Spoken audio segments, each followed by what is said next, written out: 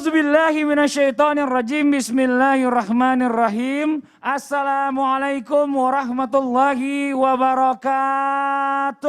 Waalaikumsalam warahmatullahi wabarakatuh. Jamaah, oh jamaah. Alhamdulillah. Alhamdulillahirabbil alamin. Allahumma shalli ala sayidina Muhammad wa ala ali sayidina Muhammad. Jamaah Islami Tinda yang dirahmati Allah dimanapun berada ya. Bicara masalah rumah kita di dunia saat ini mungkin banyak yang bilang wah enak banget ya. Terang banget, sejuk banget, indah banget ya. Kita nggak pernah merasakan tuh yang namanya ketakutan. Karena segala sesuatunya itu kayaknya enak dan sedap dipandang mata. Ya, tapi pernah nggak berpikir nih buat semua jemaah termasuk saya ya. Kalau rumah masa depan kita itu nanti akan nggak seterang yang sekarang. Takutnya gitu loh. Di mana tuh rumah masa depan? Di alam kubur, di kuburan. Ternyata rumah kita tuh nggak seindah yang sekarang kita tinggalin. Nah sekarang nih ternyata ya sama-sama kita belajar. Ada amalan-amalan yang jika kita lakukan saat ini ya. Bisa kelak nantinya ini membuat kuburan kita ini atau rumah masa depan kita ini terang benderang. Mau nggak jemaah? Mau kan? Mau dong. Nah hari ini kita belajar sama-sama ya. Dengan tema lakukan ini kelak kuburmu akan terang bersinar. Alhamdulillah. Nah sekarang sebelum kita mendengarkan tausiah dari guru-guru kita. Ada sebuah tayangan nih tentang seorang kakek yang tunanetra menggunakan tali untuk menuju ke masjid. Masya Allah. Ini dia tayangannya nih.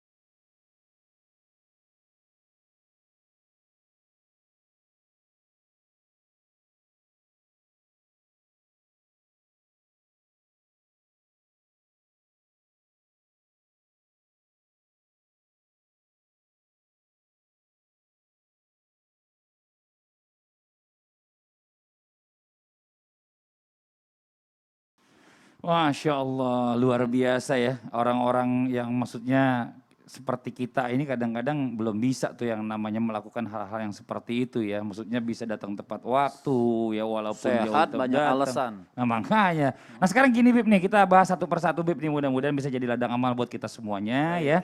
Dan juga buat saya juga bisa belajar sama-sama nih buat jamaah Islami Tinda.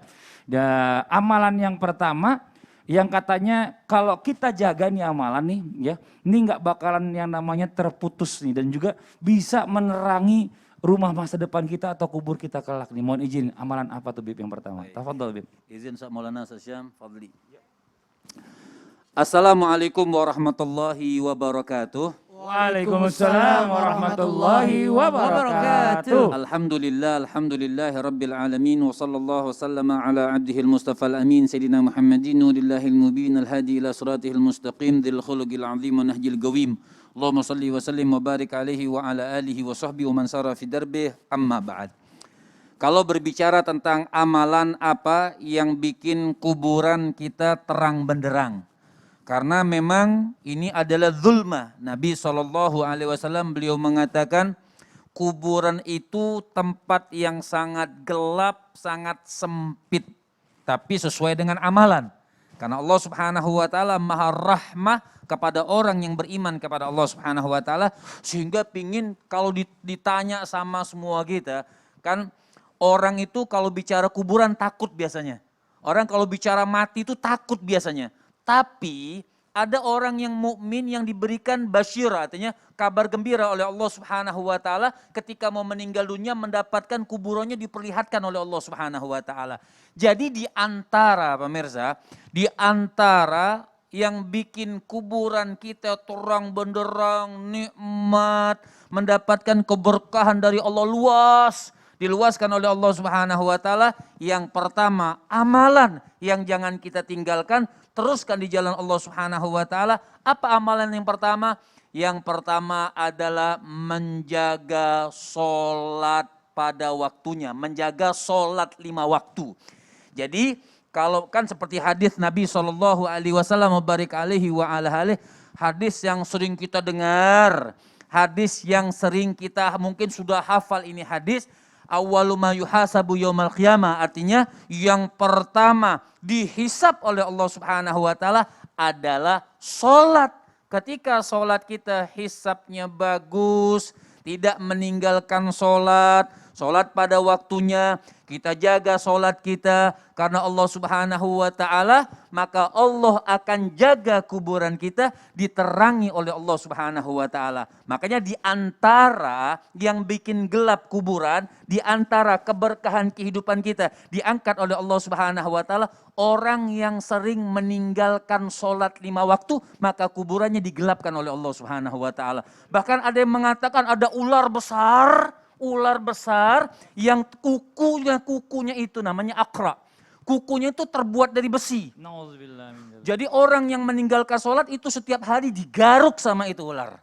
Jadi kalau pengen kalau pengen rumah seperti Mas Fadil mengatakan, rumah masa depan kita nikmat, rumah masa depan kita terang bendengar, ingat, amalan yang pertama, jangan meninggalkan sholat, karena sholat adalah akan dihisab pertama kali oleh Allah Subhanahu wa taala. Kalau sholat kita bagus, insya Allah kedepannya kita akan bagus dan sampai bertemu kepada Allah Subhanahu wa taala membawa pahala sholat kita. Tapi dengar, ingatkan, selalu kita kaitkan dengan fikih. Apa maksud sholat di sini? Jangan lupa sholat sesuai rukun dan syaratnya. Masya Allah. Jadi bicara masalah tentang sholat 5 waktu di tepat waktu, baik di lapang maupun sempit, ini merupakan amalan yang pertama ya. Amalan yang pertama. Supaya nanti kubur kita ini terang benderang. Terang benderang. Masya Allah, jazakallah khair. Makasih banyak Habib atas penjelasannya. Nah sekarang kita coba masuk lagi nih ke amalan yang berikutnya.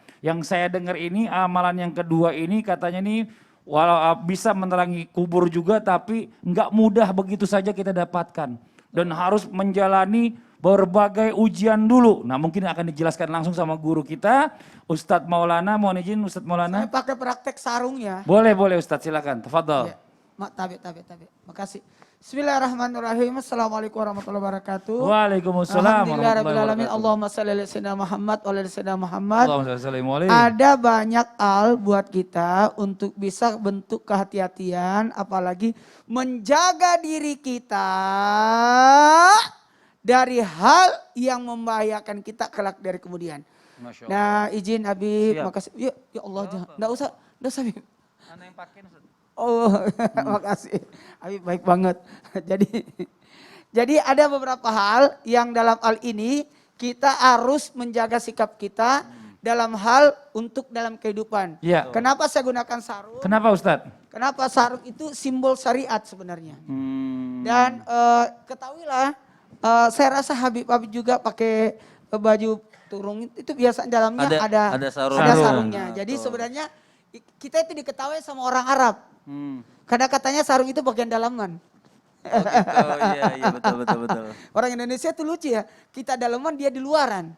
Tapi kalau di Yaman, Hadramut, semua rata-rata pakai sarung. Rata-rata pakai sarung. Semua satu kota Hadramut pakai sarung. Ya, kenapa sarung? Sarung itu bentuk kesabaran, bentuk pelaksanaan syariat.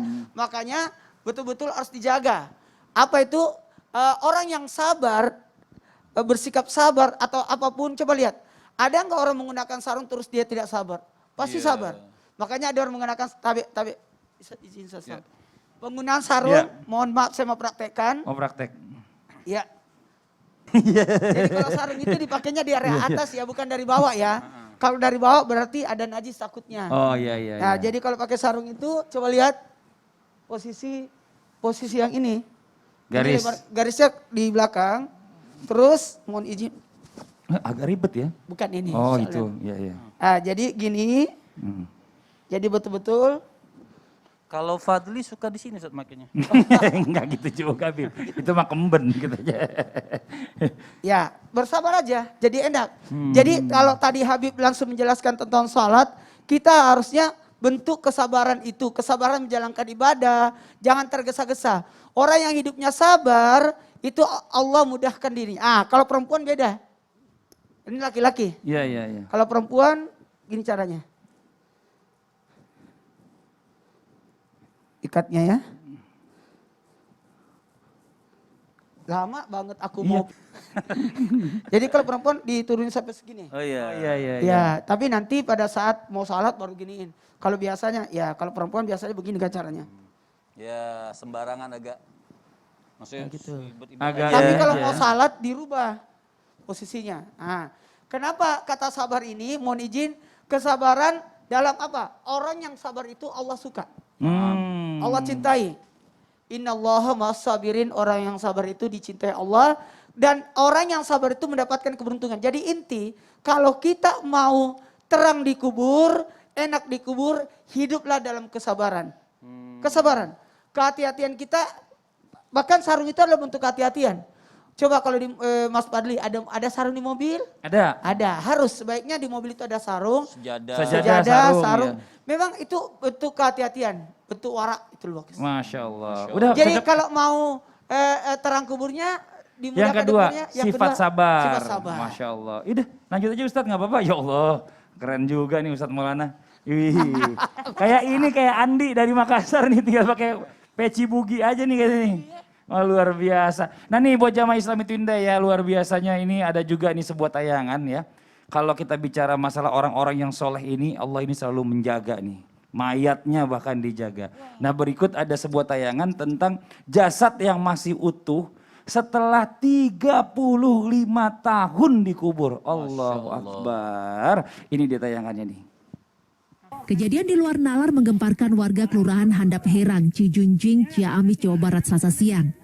Niat keluarga Ibu Emoh memindahkan makam 4 anggota keluarganya berbuah kejadian aneh dan langka. 3 dari 4 jenazah yang digali masih dalam kondisi utuh tanpa mengeluarkan bau sedikit pun. Padahal jenazah almarhum sudah dikubur 5 hingga 35 tahun lamanya. Selain kondisi jenazah masih terbungkus kulit, rambut jenazah masih tampak utuh. Bahkan kain kafan yang digunakan membungkus jenazah masih belum hancur, hanya berubah warna menjadi coklat.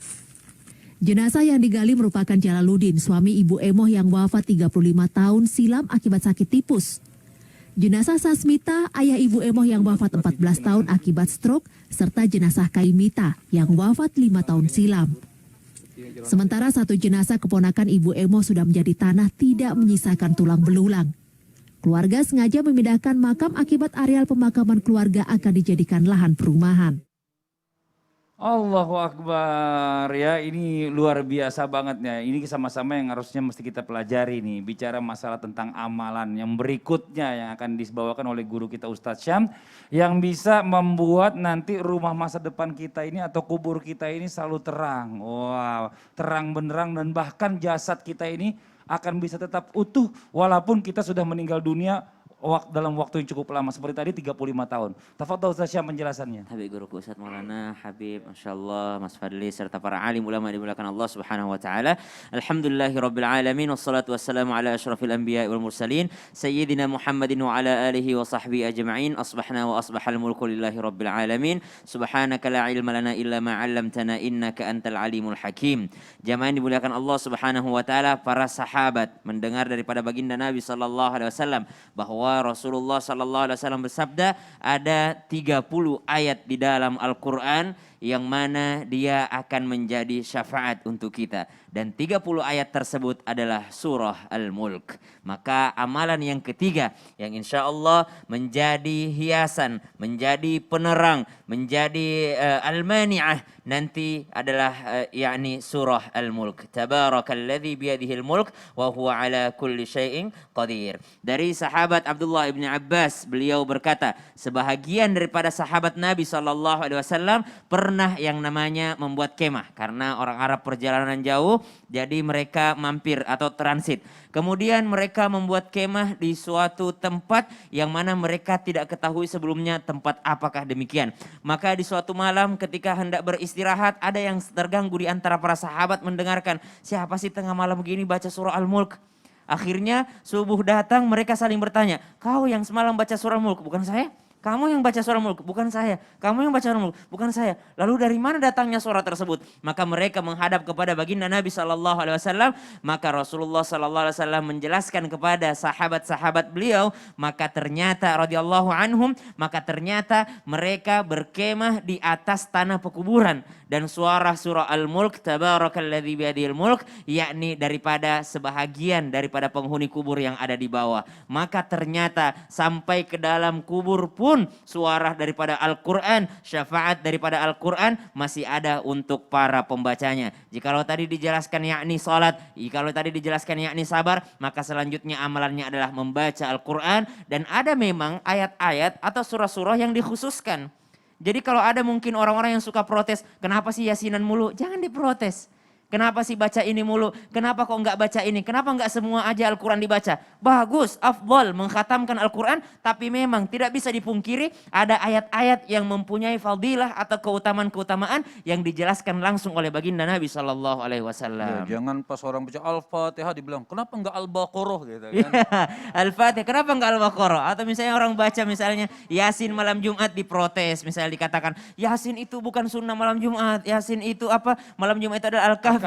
Ya nggak apa-apa, jangan dihalangi orang tua kita untuk membaca surah Yasin. Namun ditambahkan pelajaran untuk mereka. Mak, besok kalau habis baca Yasin, baca juga Al-Kahfi 10 ayat aja. Minggu depan baca lagi Al-Kahfi 20 ayat. Minggu depan baca lagi Al-Kahfi 30 ayat. Maka nambah dari Yasin juga menuju surah Al-Kahfi. Dan juga tidak pernah ditinggalkan. Dalam satu riwayat, tidak pernah ditinggalkan oleh Nabi SAW, yakni membaca surah Al-Mulk. Kapan waktu yang tepat untuk membacanya? Yang jelas di malam hari membaca surah Al-Mulk sebelum tidur. Nah ini teman-teman suka salah paham nih. Sebelum tidur pas banget mau tidur baru baca surah Al-Kahfi, surah Al-Mulk. Maka mereka bertanya, ada pertanyaan lanjutan. Boleh nggak kalau baca Al-Mulk udah ini Ustaz, udah nggak pakai hijab, udah nggak punya ini, nggak berwudu apa segala macam dalam keadaan membuka aurat, kan udah mau tidur. Salah paham. Bukan mau tidur itu adalah di atas kasur membaca Al-Mulk, tidak. Keburu ketiduran. Ya keburu ketiduran. Yang jelas udah malam hari, udah sholat isya, semua kewajiban malam sudah dijalani. Nah itu maksudnya sebelum tidur. Jadi sebelum menjalani tidurnya, sebelum menuju ke tempat tidurnya, membaca surah Al-Mulk sebaiknya dalam keadaan pakaian tertutup auratnya karena menghormati Al-Quran. Jadi itu adalah salah satu fadilahnya dari surah Al-Mulk. Surah Al-Mulk. Dan riwayatnya bagus, banyak. Dan Iya. walaupun bagus kalau bisa baca Al-Quran penuh. Cuma kan Bagus. orang nggak bisa seperti itu Betul. ya.